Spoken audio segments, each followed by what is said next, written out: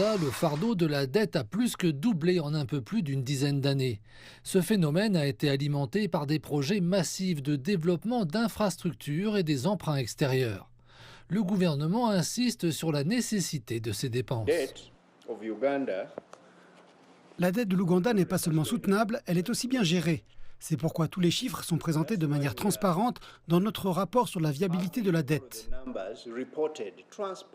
Les économistes mettent en garde en affirmant que le pays se trouve sur une corde raide dangereuse. En effet, le coût du service de la dette continue d'augmenter. Rien que cette année, le gouvernement consacrera plus de 30% de ses recettes au remboursement des prêts, alors que cet argent pourrait servir à construire des hôpitaux ou à recruter davantage d'enseignants. Au cours des 5 dernières années, nous avons dépensé 430 milliards de shillings en commissions d'engagement. Les commissions d'engagement sont une amende que l'on paie pour ne pas utiliser la dette contractée. D'autre part, la façon dont cela nous affecte est que le gouvernement emprunte beaucoup au niveau national. C'est pourquoi nos taux d'intérêt dans le pays sont à 2 chiffres. Pour chaque Ougandais, l'impact est réel. Moins de médicaments dans les hôpitaux, des retards dans les salaires des enseignants et la crainte croissante de l'économie au bord du gouffre. L'Ouganda est sur la corde raide, investissant dans la croissance tout en essayant de tenir ses créanciers à distance.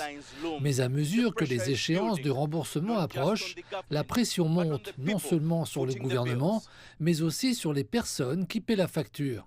Le gouvernement affirme s'engager à emprunter de manière responsable. Cependant, il prévoit d'intensifier la collecte des recettes nationales. Nous voulons que chaque Ougandais s'inscrive au registre des impôts et qui paie le peu qu'il est censé payer. Et en fin de compte, tout le monde aura payé et nous aurons collecté davantage de recettes sans que l'impact ne soit aussi important et sans que la charge fiscale ne pèse sur un petit nombre de personnes. Ensuite, nous réduirons également les emprunts et nous les limiterons principalement en les ciblant sur des projets d'infrastructures clés qui rapporteront des fonds.